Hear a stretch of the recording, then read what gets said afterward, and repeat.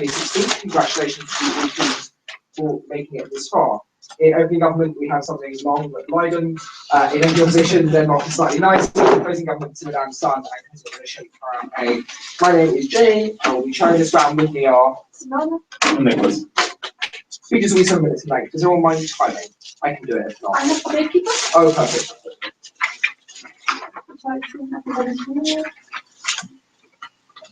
Okay, does anyone mind being photographed? As long as we're being filmed. Everyone's like, I want lots of photographs. Yes. Are there any questions about how the round's going to work? Like that. No. In which case, it is my pleasure to welcome the Prime Minister to open the case for opening government.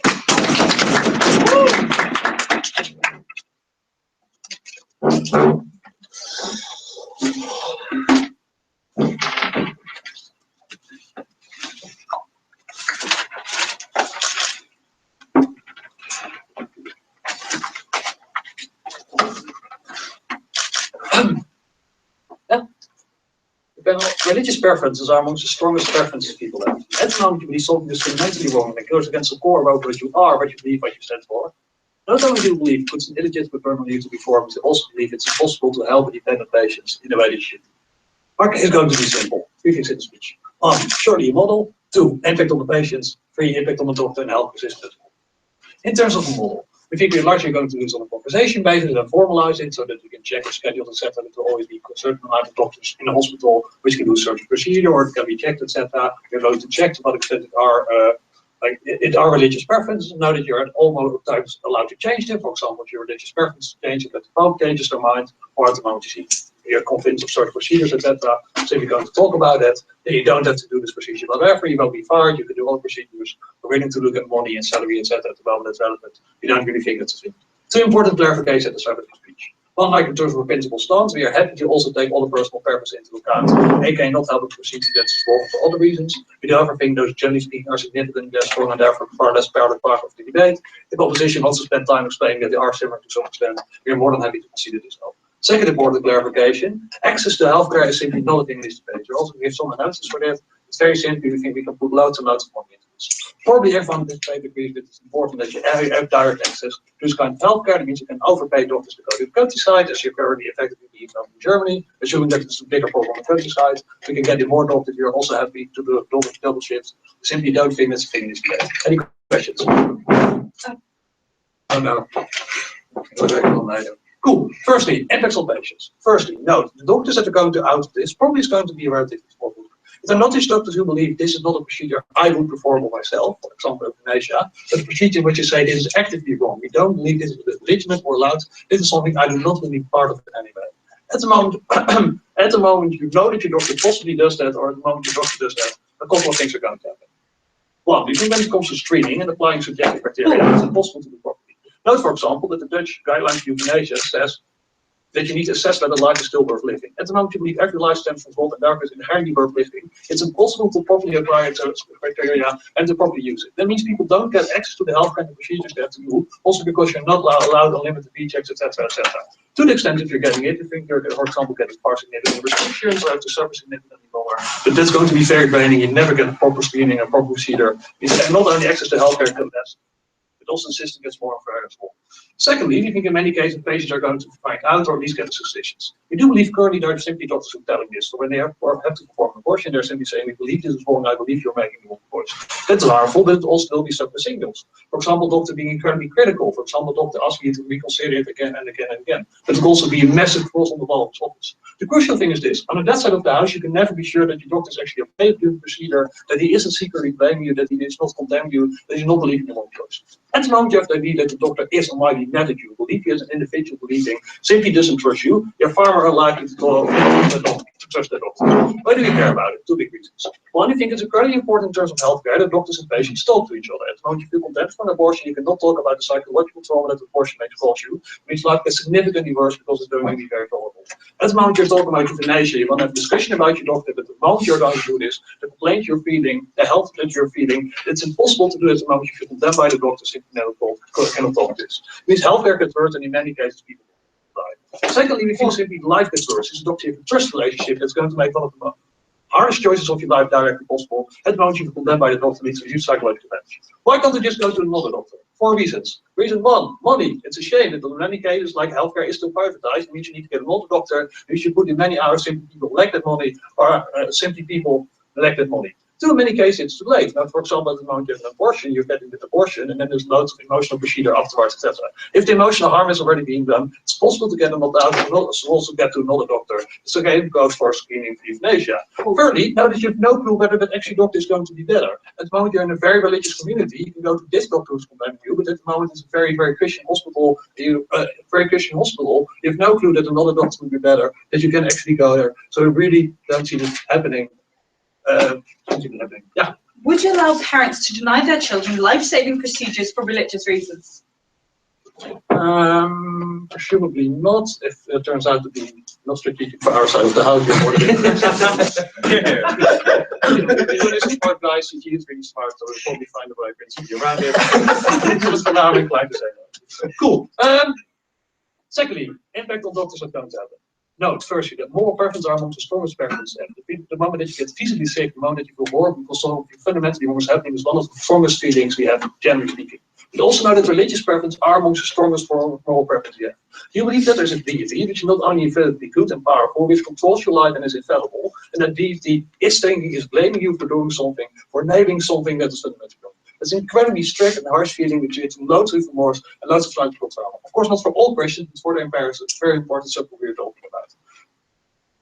This is just horrible for the doctors, but there are more crucial impacts. Well, we want to make a moral impact here. Now that we believe that consent is inherently limited, right? At the moment you're going to sign your labor contract, and you know I might have to perform this procedure, that's completely different than someone walking into the waiting room and actually physically have to do something that you strongly condemn, that you strongly have to do. I think it's impossible to properly make a choice where you no longer have to opt out. You cannot consent into that at the moment you start becoming a doctor. I think that's crucial. When you're going to make a moral claim, that's not a burden that you can put on doctors, because they did accept it 30 years ago. Second fundamental reason why you cannot consent, now that religion changes over time, right? The Pope creates a standpoint on certain procedures all the time. Sometimes they get more liberal, sometimes they get more conservative. But also people, when they get older, get more conservative, they get more liberal, right? Your religious preferences change. At the moment you already consented into it, and then your religious preferences change. You need it out on the our side of the house, you don't have it on the that side of the house. Now that you're crucially path dependent, because you spent 50 years of your life in med school and need to sustain for a family, right? The pressure you're putting on these people is hugely leads this immoral thing to do. But secondly, you know, this is deterring many people for doctor. You think, for example, in many Christian communities, there's a huge level of gynecologists from that specific religious community, because there's a risk between brackets that you have to perform an abortion, right? That means many of these religious individuals aren't becoming doctors in the first place. Why do we care about this? For the very simple reason that often it is important that you can go to someone from your own community. In the same way, many women perform a female gynecologist, many Christians before a Christian doctor when they're going to get certain treatment, etc., etc. Well, you have someone from a community who thinks like you and fundamentally understands you, gives you far more access to healthcare, but also far more affordable healthcare. We are losing out of doctors for this group currently, because there's no one out there we need to create. At the end of the day, the impact of this debate on a small group of individuals is huge. We think they deserve an opt-out, but you also think it's better for the baby than for everyone. Please opt out.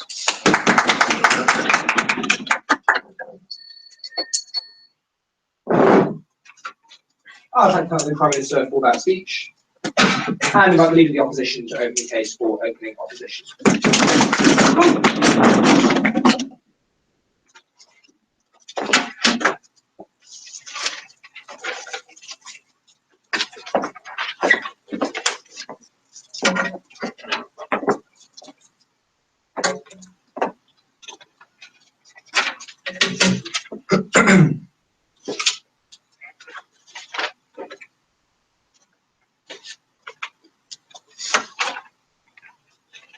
So, Mr. Speaker, as much as Wool really wanted this to be a low-impact debate, but just accommodating those few people, we think that this, as much as he wanted to do that, this is still a legislating debate, right? He still needs to implement a policy that does things, real things to the world that we need to address in this motion, right?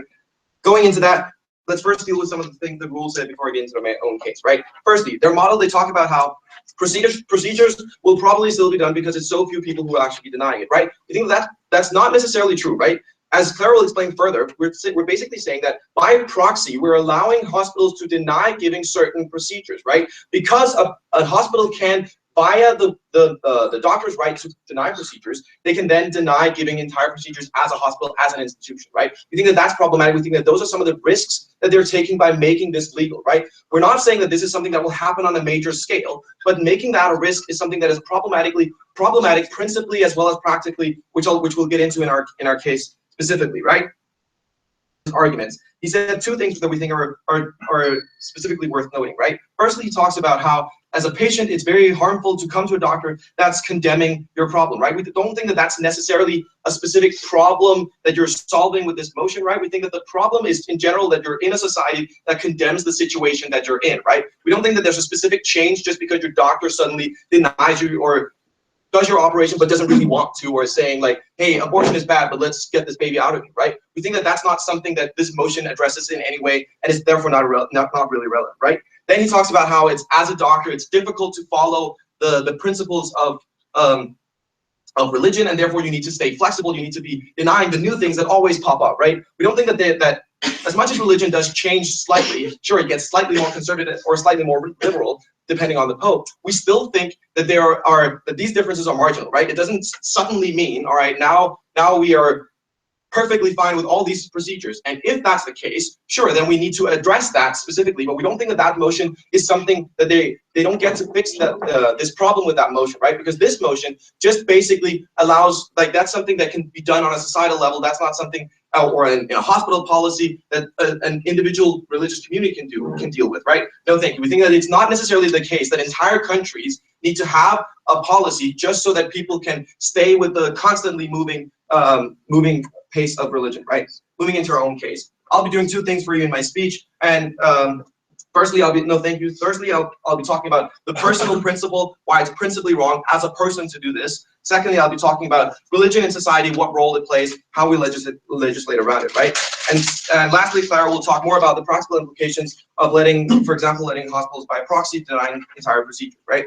First, talking about principle. In this point, I'll be proving to you that the personal choice / belief of a person, especially a doctor, is limited firstly by legislation, but also just by general morals. Nothing, right?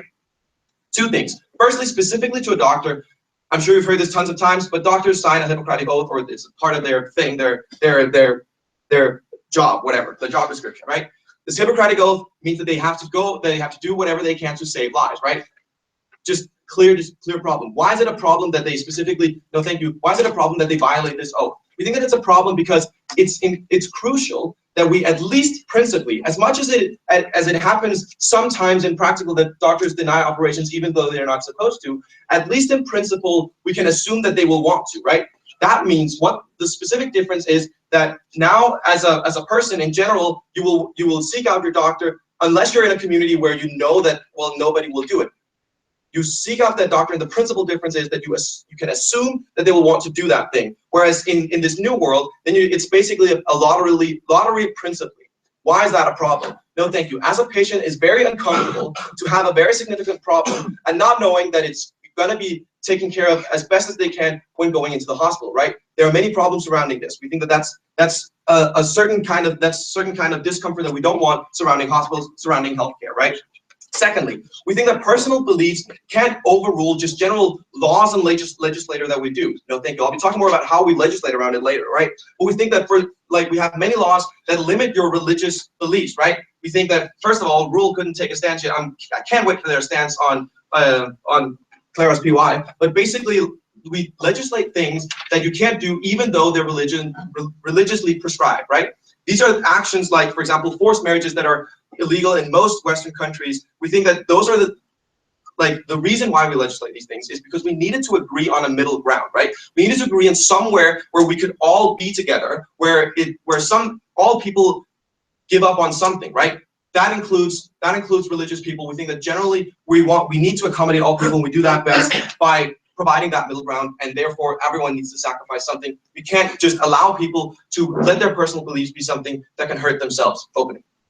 Should I be forced to treat someone who did horrible things to my sister as a doctor?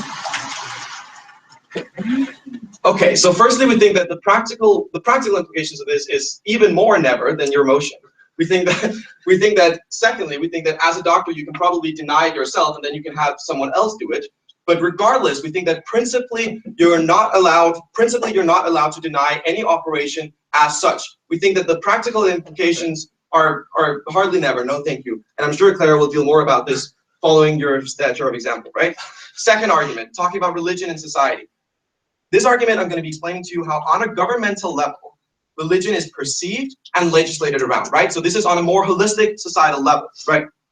Firstly, religion is perceived as a personal belief. What does that mean in terms of legislature? As I talked about before, we need to reach a middle ground, right? That means that as a legislator, you need to reach the middle ground between what your people want to have, and what is practical for a country and what provides with the best, what best serves societal interest, right? What that means is, for example, in America, they have a very, very difficult balance trying to walk that line, right? Because they have a strong religious population, but they also have a lot of people who are not religious or who just don't care much about religion, right? We think that because of that, that means that they have elected to certain individual states to do their own legislator on these specific policies. What we think is then important to note here is that they saw it fit to not do it on a federal level, because it's more fitting to do it on a community level. You know, this community is extremely religious. This means, for example, this hospital is extremely religious. We can assume that they will not do this. We think that the difference is that they are making a law, a general rule that you can always deny, regardless of what kind of hospital, regardless of what kind of community you're in. We think that that's problematic, because that doesn't fit that means that you can never assume that you'll be helped when you're in a hospital. For those reasons, we're very proud to oppose. Thank you very much.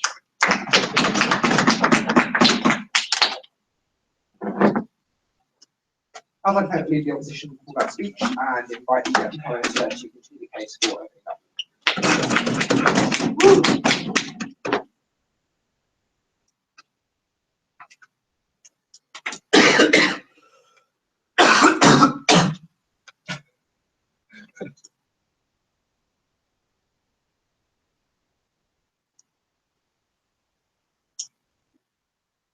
Ladies and gentlemen, when I, as a patient, want to get a procedure that is frowned upon in my community, that I'm ashamed of even getting, of even considering, on the opposition side of the house, I have to fear that a doctor is going to think the exact same thing when I walk into this room. He's going to blame me, and he's going to try to talk me out of it. On our side of the house, at least that patient has an assurance that when he steps into that room, he can talk to a doctor that he can trust, and is going to be sensitive to his needs. We think that is extremely important, specifically when it comes to making it incredibly hard. Nobody in their society can get support. At least they can get it with a doctor that understands them and takes care of them. We think that is incredible, and it's something that they fail to do. Two things I want to explain in this speech. Firstly, I'm going to talk about the impacts of the doctor and why it's something that we should take into account. And secondly, I'm going to take them on diagrams and show why it gets better for patients on the ground. So first, let's talk about doctors, right? Note there's a group that even though opposition claimed that we shouldn't care about them, is a group that really matters, right? Because these people dedicate their lives to helping people, whereas they could have also become a banker. They chose to save lives, right? That means that they don't do these procedures out of bad will, right? Because they don't want to help people, but it just simply makes them sick to their stomach, to the point that they have to have a procedure that their pope, that their priest tells them every single Sunday is abhorrent. We think that means that they will want this person to be helped. They just don't want to do it themselves. We think we give them a lot of time. That's incredibly important. We told you why it's very traumatic, but then the response is, well, you have consent, right? Because your religious preferences don't change that much over time. We think that is simply bollocks, right? If you have a career for about 30 years, of course that you might start thinking differently, right? Whereas you are very young, you might be very liberal, but the more you start to go to church and the more you hear about what the Pope has to say, the more firm you become in your beliefs, right? We think that is on a personal level, but also in these 30 years, the Pope can already there's already a new Pope that has massive new influence about the moral judgment that you are willing to make. We think a consent isn't always possible to the degree that opposition claims. But then they said, well, they basically signed a Hippocratic oath, right? So they have to put their personal beliefs aside in order to help patients. Two responses to this. First of all, that would also mean that I as a doctor always have the obligation to save the maximum amounts of lives, right? We think that is simply not true, for the reason that I can become a plastic surgeon, or I could have also be helping people in Africa, saving much more lives in the process. force people to do so and force them in this procedure is because we recognize that they have some sort of autonomy, right? We don't have to instrumentalize them in order to gain the maximum amount of good. But secondly, know that they already conceded that this principle is not relevant, right? When they conceded that when I did something horrible to your mom, or who is no longer should no longer be forced to help me. We think that the same because it basically makes you sick to the stomach to help me. We think the same applies with religion, and they never showed why it's different. That means that maybe on practical, they might be right that patients get better off, but they never can claim principally that doctors have a duty to always do so. So, and then lastly, they sort of hinted at that argument that was going to enable hospitals to only hire surgeons which do not do certain procedures. I think it's simply bollocks, right? There are regulations that hospitals have to fulfill, that they have specific surgeons that do specific surgeries for the same reason that they now always have to have a doctor on call to do a specific procedure. We think these regulations are still going to be there, even if the hospital is really conservative. They're never going to be able to abuse this policy. So, having established this, if there's a PY, I'd like to take one.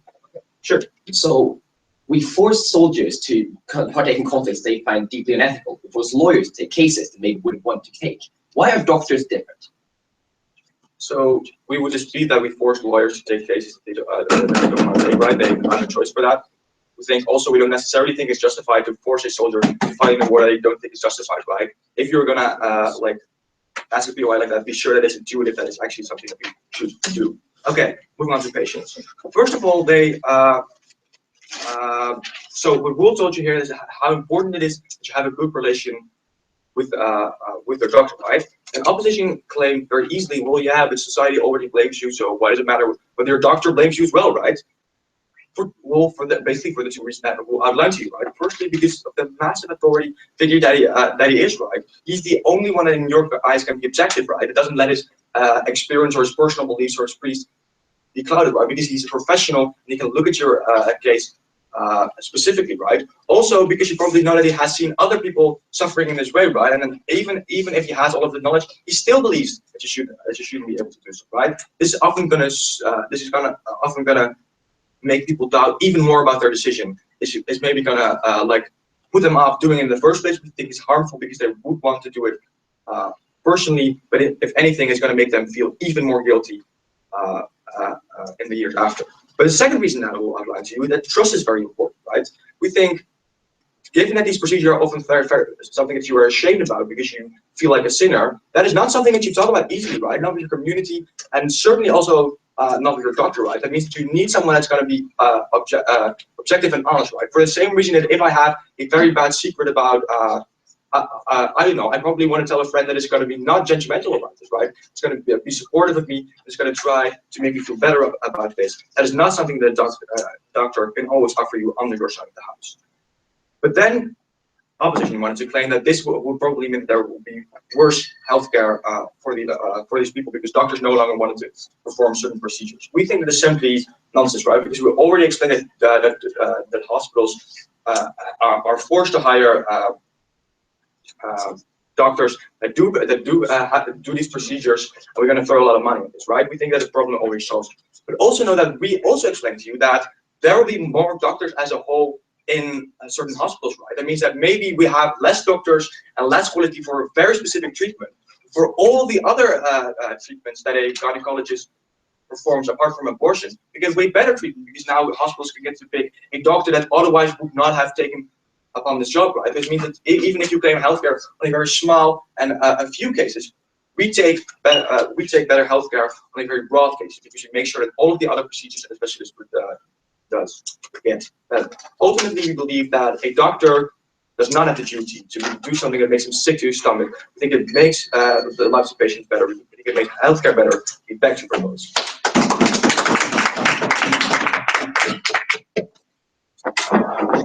I'd like to have the Deputy Prime Minister for that speech and invite the Deputy of the Opposition to conclude the case for the Opposition.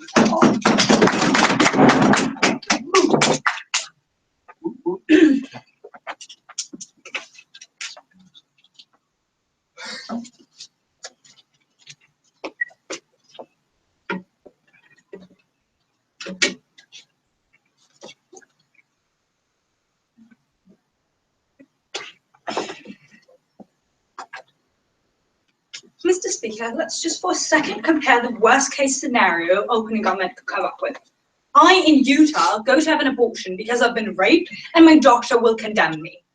On the comparative and what we think is going to happen in highly religious communities such as Utah, I will go to find a doctor, all which will deny me an abortion. We think the comparative that you must consider in this case is that living in this extremely religious community, I will deny the procedure altogether because it is not necessarily that every hospital is just going to hire all these doctors. When you give doctors the unique ability to make these religious decisions and prioritize not treating certain patients, you're by proxy giving this decision, which ought to be something that at least ought to be made either by the individual or by the state as a whole, you give it to a private entity, then they get to decide over you on what could potentially be a completely arbitrary level. Mr. Speaker, we think that on the comparative, it is far better for me to actually be able to get an abortion. I think I'm willing to risk the condemnation if it means I don't have to grow up with my rapist child. No, thank you, Drew. Okay, before I get into the last and final argument, which we're advancing, let's just deal with a bit of rebuttal, right?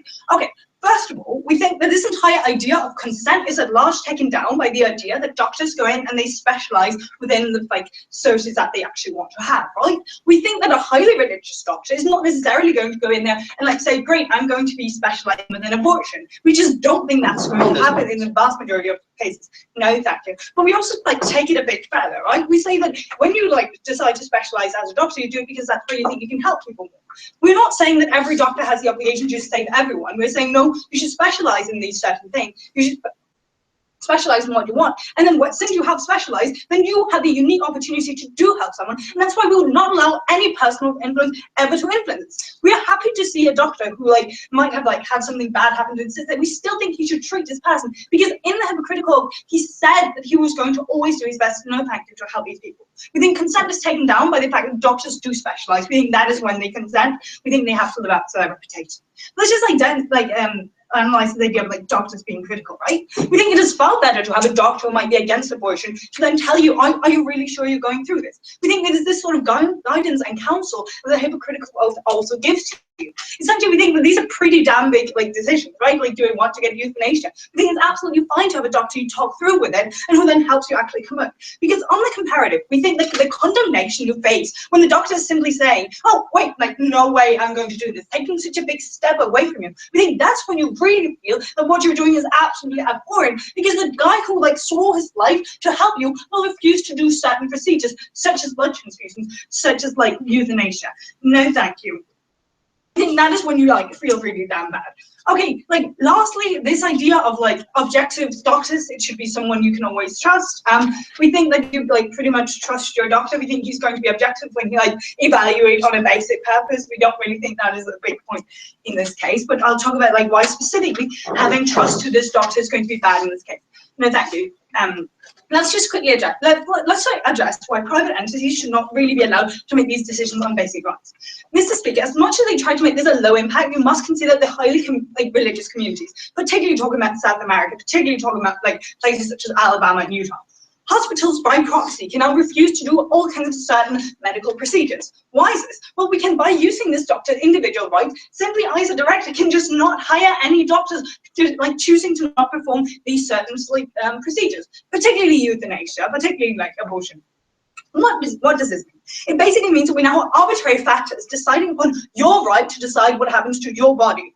No, thank you. We think that I, as a director, myself, particularly religious, we think that owning a private hospital is perhaps going to cater to the community that I'm in. This means that we're now giving people who are not even doctors, but simply because they go to that hospital and because the hospital wants to attract clients, the hospital can attract clients because clients want to clients want a doctor they can trust. Following Jeroen's case, they will not go to a doctor or a hospital that supports things that they are religiously against. That means that when we're particularly talking about the case of private hospitals, you're making sure that the community gets to decide what the specific hospital does, then by proxy denies the right of the individual patient who is within this. I will take you guys. is doctors or midwives and so on don't specialize in abortion. Like they specialize in things to do with pregnancy and child rearing, which is very sort of dear to many people with strong religious conviction. So you are denying an important career choice. Great. That Let's do the weighing, right? We think that the weighing here is that you will, like, particularly force, you know, in the extreme cases, force a woman to raise her, like, rapist kids. We think that is an extreme case, but that is also one that you must take very seriously in this debate. We think that, like, a doctor having to perform this abortion, we think that is something that we're willing to do because there should be an individual choice for the person who's proceeding. Why is it that we particularly don't allow other individuals to make decisions, no thank you, based on others? We think that issues such as abortion is like very big moral issues that are heavily debated. Opening opposition think that there should always be an individual choice. However, we do recognize that society as a whole makes these decisions based on things such as the Constitution, which decide your rights. They make the decision based on whether the democracy as a whole acknowledges this to be moral. We think both of these entities are like things where we can derive some sort of legitimacy, right? Because the Constitution is where we found all our basic rights, because the democracy is what decides our way of living. Bear in mind that these two entities then have the unique power, no thank you, to legitimately decide what happens to our body. Whereas, as I explained to you, we are now by proxy allowing other directors, allowing hospitals to deny medical procedures as a whole, hereby allowing just arbitrary individuals within the community to make these sort of decisions. Essentially what we're saying is that big moral issues shouldn't be just a lottery of happening to be born a certain place. We think this is particularly important when we're talking about parents who can now deny their children blood transfusion. Following Jeroen's like anti-affairs argument, religious preferences should like go above all. That means that he, per definition, also has to stand for the principle of a parent killing off their child by not giving them this blood transfusion. We think it is highly important to recognize that people can't just go to another doctor, because in a lot of cases this is going to be really urgent issues, such as blood transfusions, when you live in places such as usual, what's highly religious. We think these are things that have to be dealt with very quickly, and you can't do that if you just have to move to another place. What we're saying is that we don't think any individual should ever have the right to decide over what could potentially be the life situation of another person. We don't think one individual should be able to decide whether or not you have to go through something as abhorrent as like growing up with your like being raped and then not being able to get an abortion, or just in general, we don't think one individual can say, oh, I don't care what the entire Constitution says, I don't care what the democracy says, I don't care about your rights. Because I just happen to be a doctor, will now go ahead and use my right to arbitrarily decide what happens to you in your body. Essentially, we say that like arbitrarily shouldn't be denied of this. Thanks.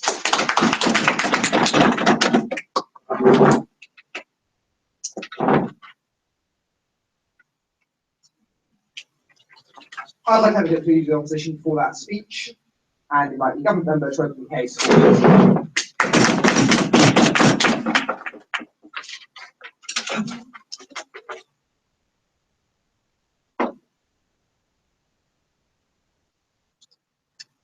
Thank you for the floor. We're going to be doing two things in our extension today. First of all, we're going to defend a principle as to why it's permissible to go against a state when it causes no direct harm to anybody. And second of all, why even if these views and these religious decisions are problematic, it doesn't get better in opposition when you cement views and make religious communities more sensitive. So first point, principle of like opting out of doing certain things, right? All rebuttal will be interwoven.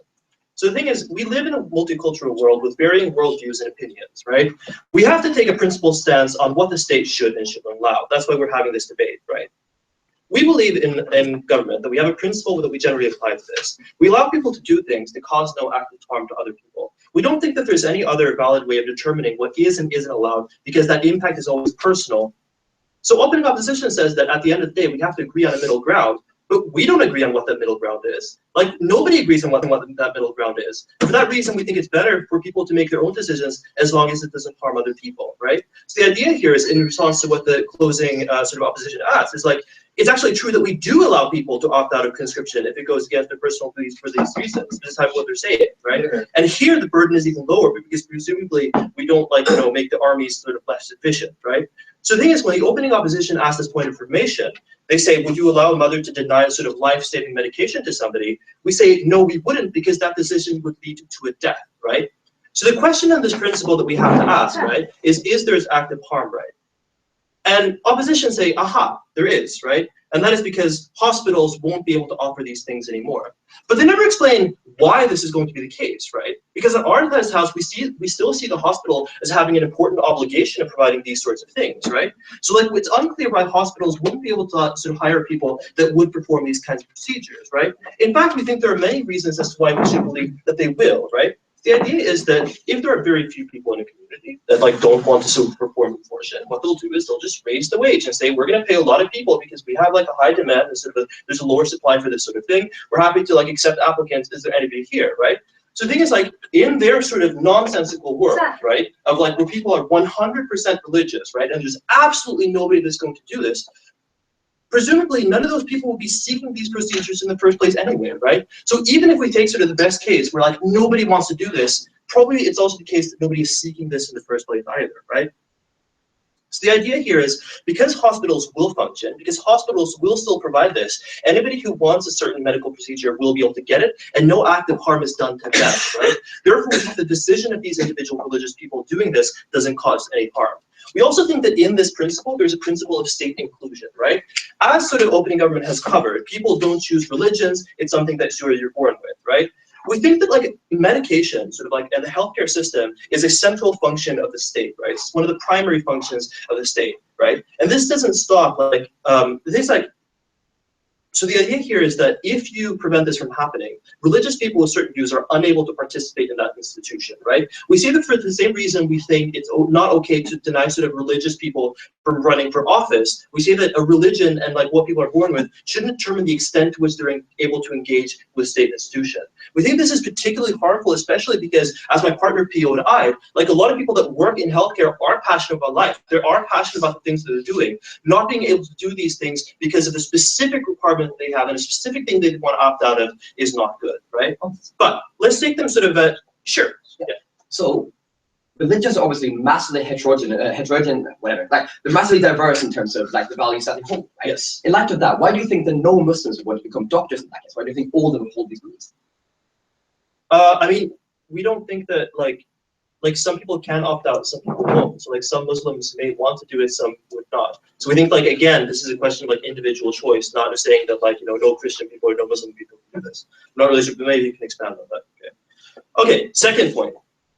Okay, let's assume that what they say is that like, look, denying people abortion is inherently like a really immoral thing. It's really, really bad. Okay, let's assume that this is true, right? So oppositions seem to believe that if we stop people from doing things, they cease to believe in them, right? And we don't think that is true, right? So we believe, and this is sort of where I talk about sort of cementing sort of religious views. We believe that these views are held strongly, especially for the specific people that are willing to opt out on their side, right? On their side of the house, people will either sort of quit jobs when they're confronted with a decision they cannot like personally support, or as is often the case, probably like refuse to apply in the first place because they don't want to work in that workplace, right? We think that like what happens, what the government is doing when like people are quitting their jobs and refusing to apply for like a state job, right, is that there is a signal that their identity is part of an opposition to the state. Their identity is something that goes against what most people want in that state. The question here is, does this cause people to change their minds or not? We don't think it does. We think that persecution of religious beliefs rarely root out those religious beliefs. Why is this the case? Because we think that when you think that the state is condemning you, you have an emotional reaction where you have to choose, am I right or is the state right? Most of the time people will say that I am right and the state is wrong. I don't like this state now. We think that specifically in religions, you have a concept of martyrdom, right? So the thing is like, we believe that many people will see that like, I am sacrificing a job, I am sacrificing an employment because I view my religion as more important. Suddenly religion for that person has become like an elevated part of their identity, a more important part of their identity. Right? What does this mean? We think that first of all, it cements that view personally. It makes them believe in it stronger, right? Second of all, it makes it spread to other church communities. So we think that sort of like a doctor that ends up quitting his job because he wasn't able to afford something, goes to his church, he sits around or tells people the state hates us, the state doesn't want us to do this, like this is really, really bad, we shouldn't sort of like these people, right? We also think that it makes it more likely that they spread them to the children, for instance, when they grow up. And this is like sort of all of these things that happen when you push people away from the state. So the thing is, to the extent that the opposition see these religions as immoral. Their views cement these views in religious communities and pass them on to future generations. On our side of the house, we get the idea that sort of these people are able to still be in a medical environment. They're able to talk and like be colleagues with doctors that are performing these things. They're able to talk to the doctors, possibly come around. But even if they don't come around, they won't at least see that identity as part of the opposition, won't hold those views as ardently, will be less likely to pass on to the children. So look, in closing government, we stand for the principle that you're allowed to do whatever you want as long as you're not harming anybody directly. And also, to the extent that these views are immoral, what opposition seem to believe, they don't help that on their side of the house. We're very happy to close.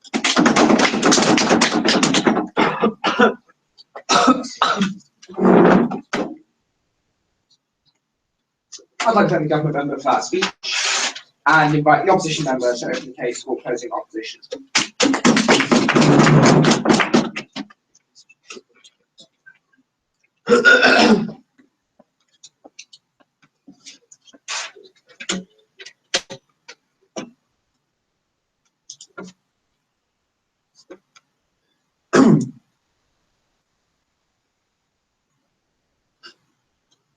Okay. So rebuttal first. We outside opposition are like, side government want to talk about like the level of shaming that might happen when you walk into a clinic to require medical services that a doctor necessarily disapproves of. Like we have three main responses to this. Firstly is that like we think that shaming is like at the point at which you're actually able to access the services, at the point at which you're turned away because the doctor refuses, that is just meaningfully worse in every way. Also, like we're happy to have some kind of like equity policy that means that doctors who shame their patients are disciplined or are like prevented from doing that in some ways. And thirdly, like doctors don't necessarily know in advance what kind of services you're going to access. They just know that you have some kind of medical problem. We think therefore that the shaming will like not be able to happen in a long-term significant way.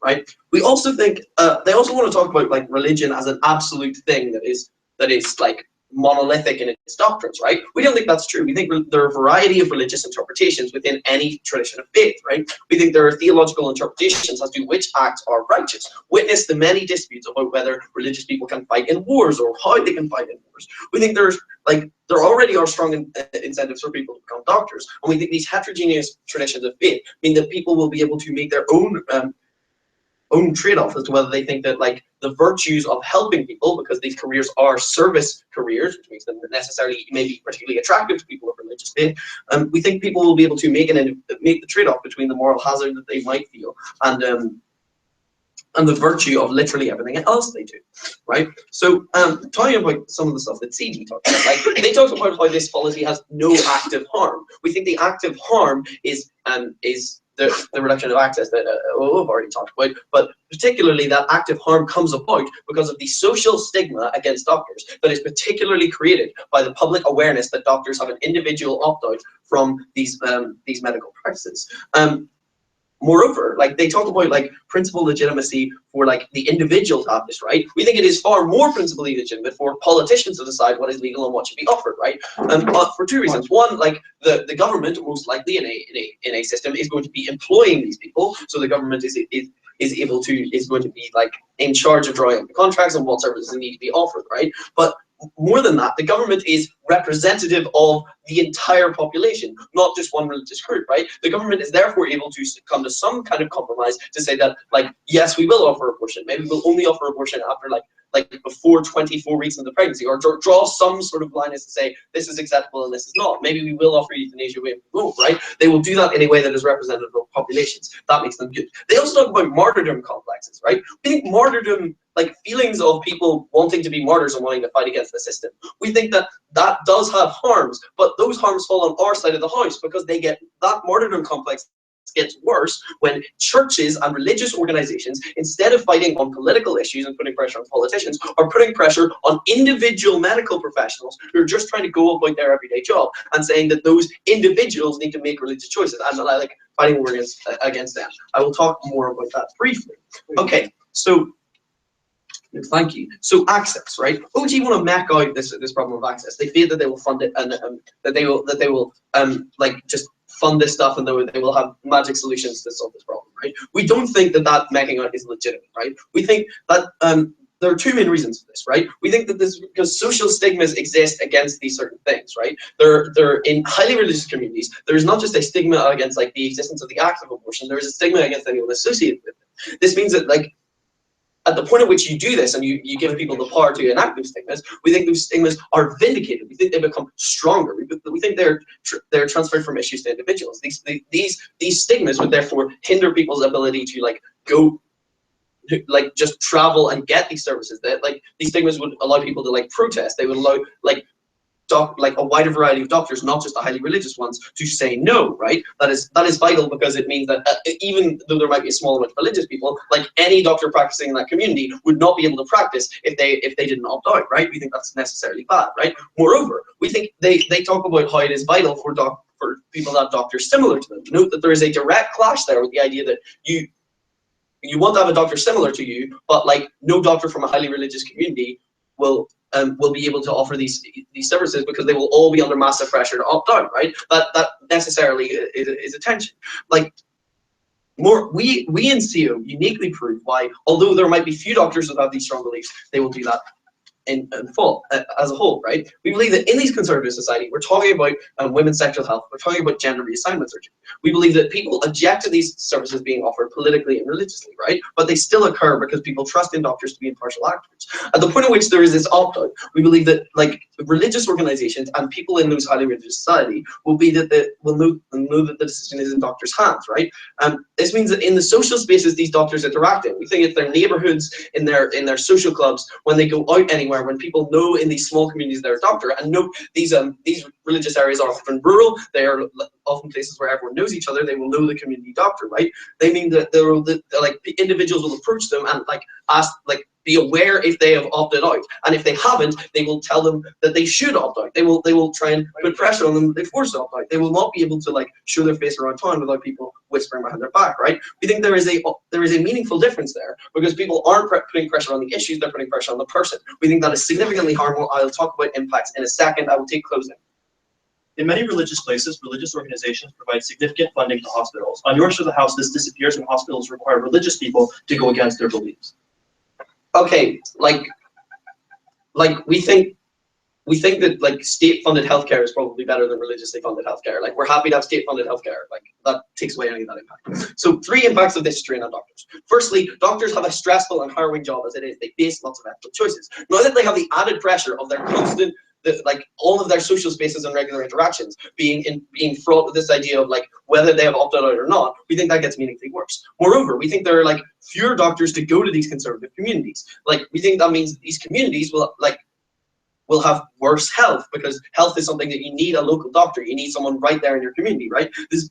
This is especially bad, right? We think this also means that like more doctors, even if they aren't highly religious, will want to conform to these religious norms. This is bad for vulnerable women and LGBT people who need to access these services because like people will not feel that at their hospital in Alabama they can ever offer these services. This leads to even more stigma and leads to these vulnerable groups being even more disenfranchised politically, right? We think it's principally illegitimate for we think comparatively, we think it is far more principally abhorrent for vulnerable people not to be able to access these services than it is principally legitimate for religious people to like be forced into doing things they don't want to do. Happy to oppose.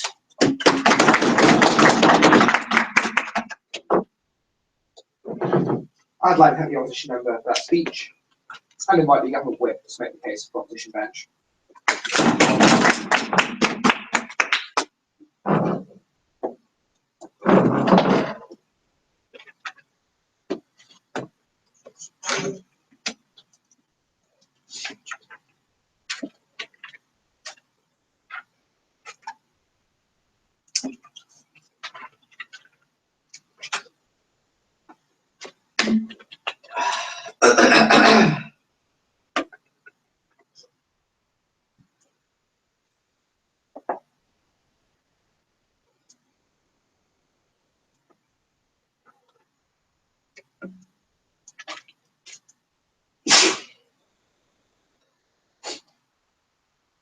Thank you for the floor. I'm going to talk about 3 things in this debate. Firstly, on the sort of principle that we gave you in our extension and why we think that falls on our side. Secondly, why we think like the harms in this case like makes that principle sort of apply in our favor. And finally, like the sort of wider societal impacts that we brought to our extension. first some points on rebuttal.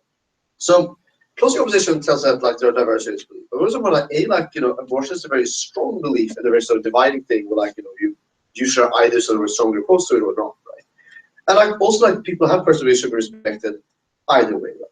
But then they also like, oh, these churches will like pressure like individuals who aren't like, super religious or whatever to perform. Now, it's unclear to us why they don't even exert such pressure on individuals that don't have that faith. Right? So if the Catholic Church couldn't convince you that you should be opposed to abortion, then how are they going to convince you that now you must still not do abortion? Like, we think that link is like quite unclear, right? We also think that when it comes to like the sort of pressure, the protest that they talk about, it happens more when you alienate and antagonize religious groups by having the policy that they want in place. Right? So say that like we breed more mutual respect. We say we respect your beliefs. We will allow you to be like people of your faith, to be doctors, and like allow them to opt out of these things. And when we do that, we also like include them more in society as my part of my extension, right? And I think that really makes it less likely that they'll want like shame and like go after everyone who disagrees with them in turn, right? But then what happens when you have this kind of policy, it becomes a rallying cry for the more extreme, more conservative elements. It makes people who otherwise might be kind of, they might oppose abortion, but might be kind of chill, be like, oh, I have to go out and protest because, my neighbor couldn't get a job because of like, the evil state going against us. But then when they have this conception of like, no one will dare to do this and you can't show your face around town, I think it's like exaggerates the extent to which religious people are like evil and murderous and dangerous and threatening. But I think like that's not necessarily how it will go. If you're not religious, if you say, I don't believe in your stuff, I think that you will already somewhat be like, a little bit disliked by religious people. We don't feel you sort of acting out your disagreement with their faith is going to make them like you even less than you already did. I don't think that that's a particularly strong mechanism for how it will affect you. Okay. So first of all, the principle: when would you allow individuals to like protest their own beliefs over like sort of the values held by the state, right? So open debate quite a lot whether people like consent or not. And one thing what you want is, I guess, control that in a sense it doesn't really matter, right? Because denying someone their career choice because of their religion is discriminatory, like whether they sort of consented by taking the job or not. Right? I mean, you could, for example, we could have a policy where we say, oh, you don't take part in this debate if you consent to be extreme. And then we say, well, if you're there, you consented, right? But it wouldn't really be legitimate because you're denying people who don't want to be extreme to take part in the debate. It's still unclear why that is ever legitimate unless they have a good reason. So yes, we gave you a metric here. In a pluralistic society, where we increasingly have diverse societies with lots of different beliefs, with different religions, people with different cultural backgrounds, because we move around a lot more than they did before, we have more heterogeneous society. We must respect views as long as like people don't do direct harms, right? And this is like as we told you, that you can't like let have parents like have their kids die because that's a pretty clear direct harm to the kid in question. But we shouldn't violate individuals for the choices they make, and that's where I get to my second point, explaining why we think this falls on our side in this case. No, thank you. So what are sort of the harms here to like patients or individuals, right? So the opening half was banding back and forth on like access and so on. Now, within like the bottom line here is that like religious beliefs actually are quite strong, right? So doctors who really don't want to go do abortions are likely to not become doctors that could perform abortions on their side of the house, which means that those doctors are performing abortions on either side, right? I think that's like a very like kind of boils down to that. It's actually sort of more or less that simple. So I don't think there's any change in abortion access, right? From that perspective, we do get more doctors generally on our side, right? Because we get doctors who like otherwise wouldn't become doctors if they doing abortions, but they would now become doctors or midwives for that reason, and like would do other things that are useful to us. We get some more. Yes, but so that like we're not taking away the government's or the hospital's obligation to perform these services. We're willing to spend some more money if needed to provide these things. We can hire an out-of-state atheist to come and like be the abortion doctor in town. They'd probably like be fine with it because they're not going to be lynched by like a crazy Christian mob like closing up things.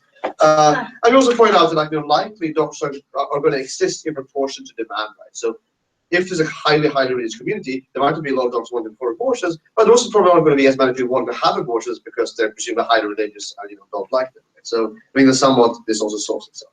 So why is the word a violation of choice, right? Well, we say like doctors and midwives, I put on my PY, right, don't specialize in abortion, right? Especially things like birth, gynecology, pregnancy, which are things that matter a lot, especially many religious people, where like the idea of bringing forth life is something that's like almost a religious command, something you care a lot about something that's important to you as a person. Right? It's an important choice that matters a lot to you. I mean, that preventing that career is a very clear violation of their choice. Right? Yes, but also told you how an inclusive state must allow individuals to engage in public institutions, and that is a way to bring them sort of into society. And that brings me forward to my last thing. I think this impacts broader society. But first, opening up. When in the status quo, the doctor can avoid these procedures by not specializing. Why do we need a law that in turn allows for actors to misuse and potentially deny urgent and threatening procedures? But that's sort of like, if you're a midwife, your main job, for example, is assisting women with birth, but you're also the person they have to talk to and help them with abortion. And there's no way you specialize in non-abortion gynecology. That doesn't exist. So that choice that they're pretending to exist doesn't exist. Okay. So yes, we get a really important impact beyond the few cases where sort of, most other teams squeeze out some problems and benefits, but maybe this you're in Utah and there are no doctors or whatever, with religion often glorifies martyrdom. That's something that gives you status. It signals to other that you're an important person, you're this cool person who was a martyr for your life. Mommy couldn't have a job due to evil atheist state.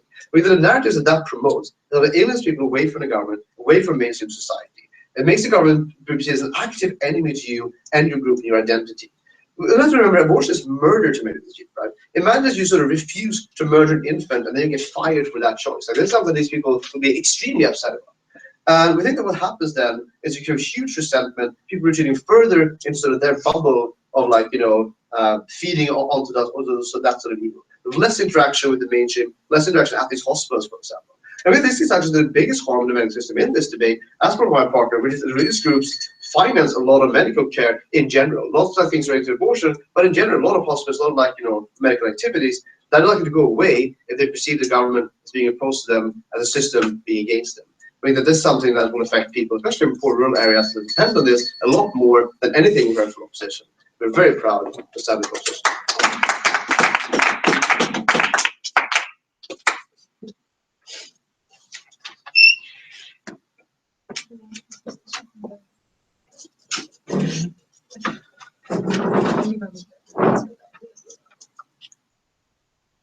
I'd like to thank the Young Whip for that speech and invite the opposition whip to make the case for the mission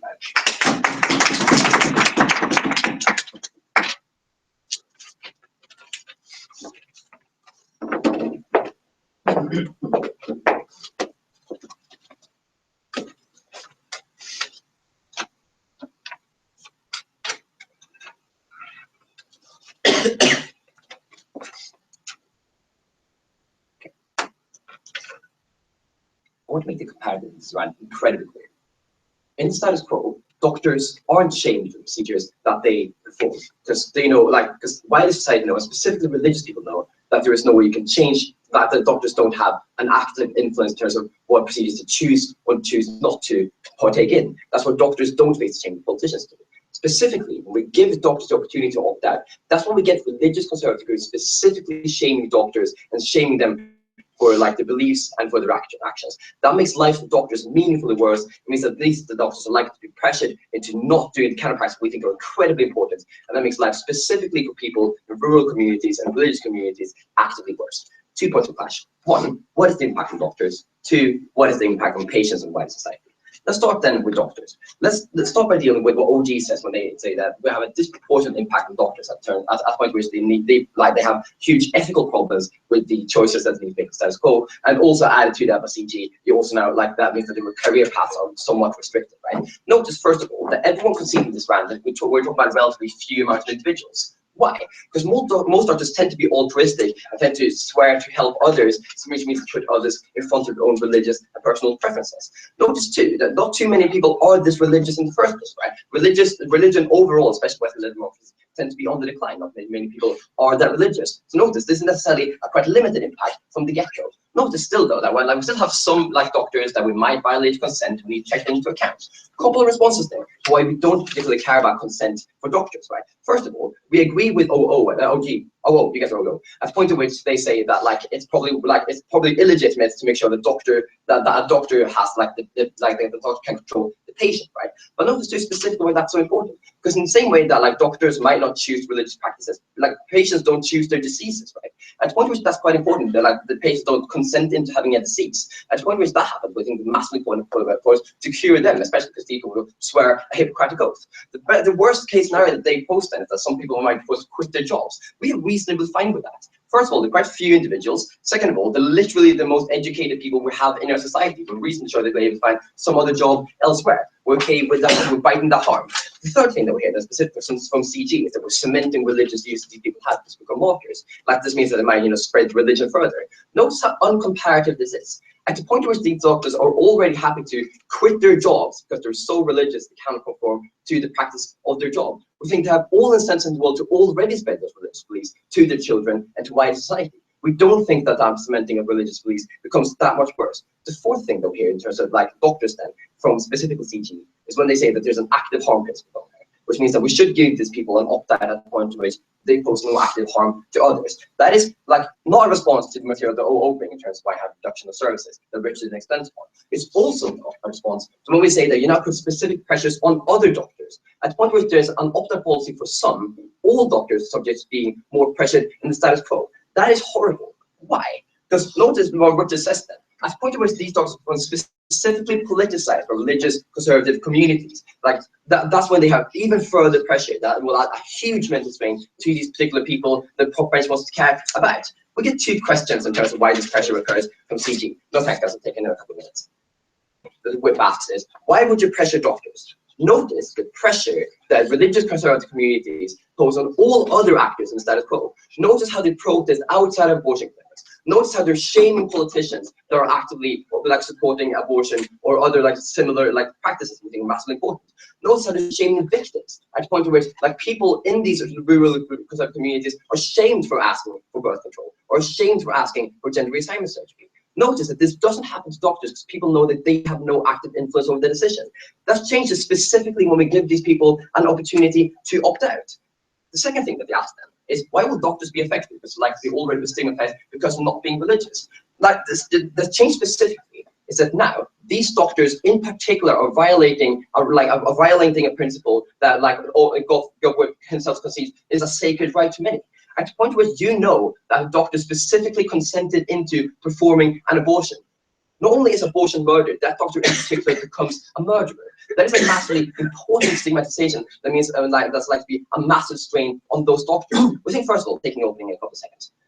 Like that means first of all that is just like a horrible situation for doctors to be in, but also has wider repercussions to wider society that we think need to be weighted in this debate. Rule. So religious hypocrites aren't rational. They already chose to become a gynecologist, therefore they are already a murderer. You never explain why like an increase in the potential effectiveness of pressuring is going to influence completely irrational people in any way.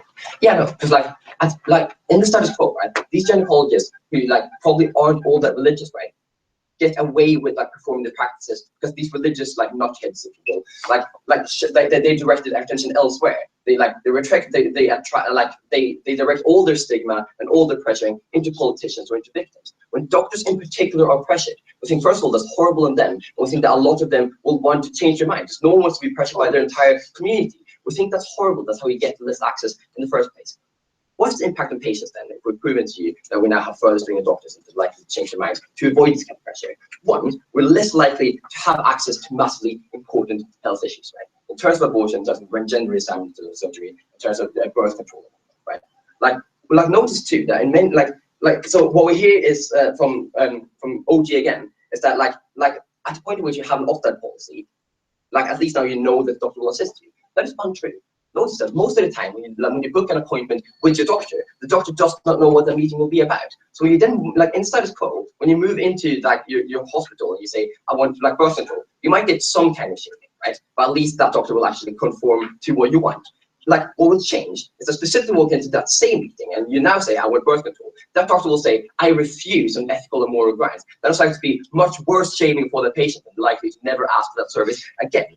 But notice too that like when you specifically have the shaming, you're likely to have less doctors in rural conservative areas. Why? Less people want to become doctors because of the added pressure, because you know you're on the risk of being called a murderer. We think that's horrible. Why? Because specifically with doctors, you have immediacy of the need, right? Like you cannot just usually wait 10 hours and travel to a nearby state to get the same service for which you need medical help immediately. OGs say, like, we're happy to fund people to move to these areas. One, that's uncomparative in terms of like the kind of stigmatization you're likely to face. No money in the world can change that. Second of all, who'd want to move to Alabama anyway? Sorry to all my fans on the screen from Alabama. Like I think what's important too is that point in which like CG says, like, we now have, like, we lose religious funding. If they can fee it in massive costs to have doctors move to Alabama, we can fee it in similar costs to make sure that we have like some state access on our some state healthcare on our side of the house as well. Doctors fight because worse, patients fight because horrible. I am happy with those. I'd like to close off with my speech and what next week to take.